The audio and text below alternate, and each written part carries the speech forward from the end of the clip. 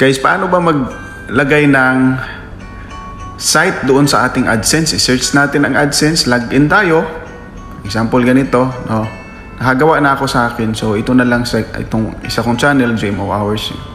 Gawa natin. Yun, pag click mo kasi wala ka pang site, lalabas agad yan. Yan, i-check ko ang I don't have site yet. Tapos piliin mo lang yung customize mo lang, get more out of AdSense. Yes, nilagay ko. Tapos yung hingin sa'yo yung yung territory of payment mo. So Philippines, pinili ko syempre. Pilipino tayo. Tapos may mga agreements dyan. Kung gusto mong basahin, dapat basahin mo din yan para magkaroon ka ng kaalaman. Tapos agree. Tapos start using AdSense. Ganon. Ngayon, hintayin natin. Ayun, mapunta ka na doon sa iyong AdSense ulit. Pwede ka na maglagay doon ng site. Ayan. Kita mo yung ito, ad site. Ayan. Maglagay ka dyan ng site na common sa'yo, yung hindi mo makalimutan. So, lalagyan ko dito sa akin ng ganito. Ilagay ko. Ano bang, wala pa akong maisip eh. Kasi gaming channel ko lang to. Panlibangan ko lang ba, kumbaga. Isip-isip muna tayo. Ano bang the best? Ganito. Hindi, ayaw. Hanap tayo ng yung okay naman. In case mag-change my mind ako. So, wala akong maisip talaga, guys. Ay, mali, sorry. Ito na lang. Itong pangalan ng channel ko, ilagay ko. Pangalan ng channel ko. Ganito. Ayan, Anton. Kasi gaming to, Anton Games. .blogspot.com. Kasi doon tayo pupunta mamaya sa site ng bloggerspot.com. Blogger.com ba yun? Basta makita nyo mamaya, pupunta tayo doon. Didiretso tayo doon. Ayan, okay na. Nalagay na natin doon. So ngayon, magbukas tayo ng site yung sa sa blogger.com. Hanapin natin yun. Yan sa baba, tingnan niyo sa baba. Apply to site. Ito na yung ko. Ito na yung aking site.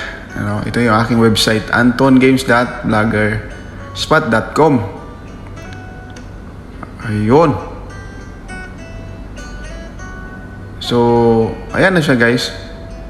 Nailagay ko na siya doon sa AdSense ko. So, hintayin natin. Kailangan natin siyang set up. Saan na ba yun? Ayan, hanapin natin ang blogger.com. Ayan, pag click mo sa blogger.com, siyempre, gamit yung account na AdSense. Yung kanina, naka GMO Hours ako. So, GMO Hours din yung aking ilagin ulit doon sa blogger.com. Kasi mamaya, yung ninja ninyo ang nailagay ninyo, so hindi mag-fit doon. So, ito na. Kayo na bahala kung anong title ng inyong vlog doon. Sa akin, lagyan ko Kalingawan. Ayan, sa Bisaya, Libangan. Tapos, ang address ko, yung kanina, yung Anton Games. Lagay ko dito ulit para ma-verified siya.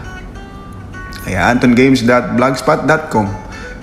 Next, finish. Tapos, display name. Kayo na bahala kung anong display name nilagay niyo doon. Sa akin, Kalingawan pa din. Kasi Kalingawan sa Bisaya is Libangan lang. Ayan, finish. Pag na-finish mo na yon, click mo na yon. Ayan, ready na. Pwede ka na mag-post doon ng vlog. At huwag mong kalimutan, dyan ka mag-login dyan sa blogger.com. Kung mag-post ka ng vlog, automatic na yon kasi nakalagin na yung yung account mo doon. So, pag click mo yung blogger.com, automatic na yon na magpunta doon sa vlog site mo. So, yan. Pwede ka mag-type doon.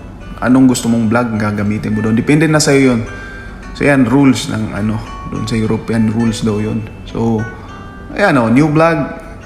Then na, naka-register na ako. So, may kailangan i-connect mo sa AdSense yun. Pwede ka rin kikita dito sa mga vlogs mo. Depende na sa'yo yun. So, ganyan. Go to AdSense. Kung gusto mong i-remove, nasa baba, pwedeng remove. I-join mo lang siya sa AdSense ulit. Ayan, go to AdSense. Makita mo na doon. At makita mo doon na verified na. Kasi ma-confirm na siya doon. Makita mo na doon na mayroon ka ng site. Ayan open mo doon sa account mo na yon. Ads setting confirmed. So, kailangan mo lang yan siyang hintayin. May mabasa ka doon. Basahin mo lang yung mga agreements doon, yung mga rules para magkaroon ka ng mga ideas. Basta ready na yon. Ganun lang kasimple. Kakaroon ka na ng site sa iyong AdSense. Pwede ka na rin doon kikita kung gustuhin mo. Kung masipag ka mag-vlog, kikita ka na doon. Kailangan i-on mo lang din yung mga ads do. May mga setup ng ads dyan. Lungkatin mo lang yan. So, ganun lang po. Maraming salamat po.